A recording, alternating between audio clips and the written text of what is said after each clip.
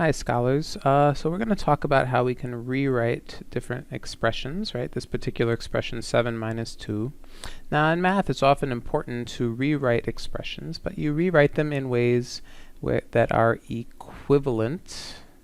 And equivalent just means equals, right? We can even say it means the same thing, right? So when two things are equivalent, they are the same thing. However, sometimes it is useful to express something in a equivalent way, right? Because maybe certain things will be exposed by that, and that shows up a lot later when we start dealing with quadratic functions. We'll see the benefit of that. So let's just take a look at this, 7 minus 2. So certainly one way that we can consider this, is to not rewrite it at all. We can consider it as 7 minus 2. And this is basically a subtraction problem, right? And we know what the answer is. The answer is 5. That's good. Another way of thinking about this is we can actually rewrite it as an addition problem, right? So we can actually rewrite it as 7 plus negative 2. And now, instead of subtracting two natural numbers, we are adding two integers, right? Negative 2 is an integer. So this is a way of rewriting this as an addition problem. And nothing changed, right? 7 minus 2 is 5. 7 plus negative 2, well, we can take a look at the number line, right? There's 0. If I start at 7 and I'm adding negative 2 and this is in the opposite direction, right? I do end up getting to 5, certainly. And the nice thing is we can use now the commutative property of addition.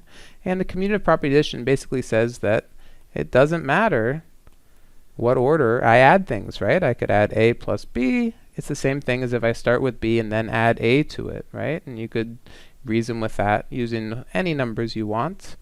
And here I'm adding 7 plus negative 2, which means I could rewrite it as negative 2 plus 7.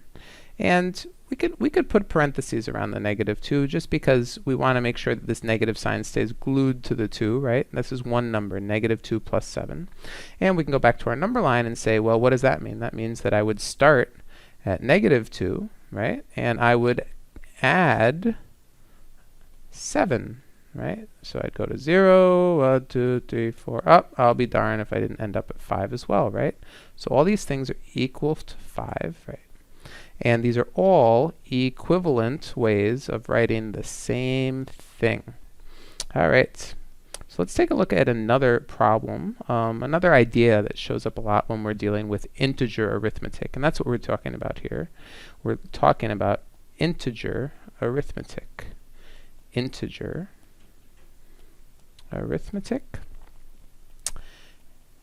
And so why is it that when you multiply two negatives, you get a positive, right? You hear it all the time. The teacher says it, you do it in school, and I understand that everyone can do it. So for example, negative 3 times negative 2 is going to give me positive 6, right? Two negatives make a positive or whatever.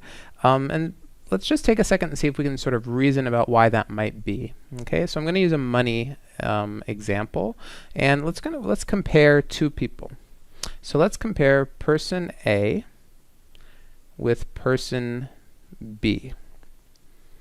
All right, now let's say that person A has no money in the bank. So person A has not put money in, has not taken any money out. Now let's say that person B has taken out $20 more than they put in.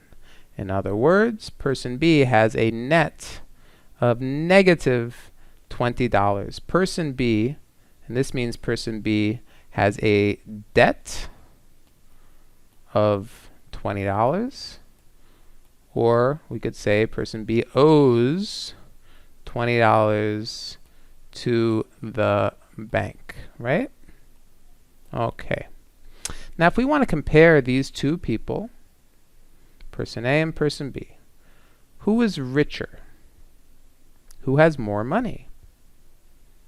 Well, even though person A has no money they still have more than person B, right?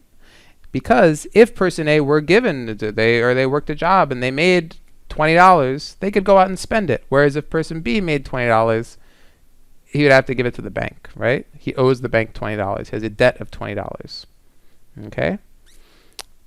So person A is, in a sense, $20 richer than person B, right? In other words, if person B's debt was removed, so this is their debt, okay, this is their debt, this is what they owe, that's what debt means. If that debt was taken away, was removed, right? So we are removing that debt. Well, it makes sense that person B would be $20 richer. In other words, a negative times a negative equals a positive.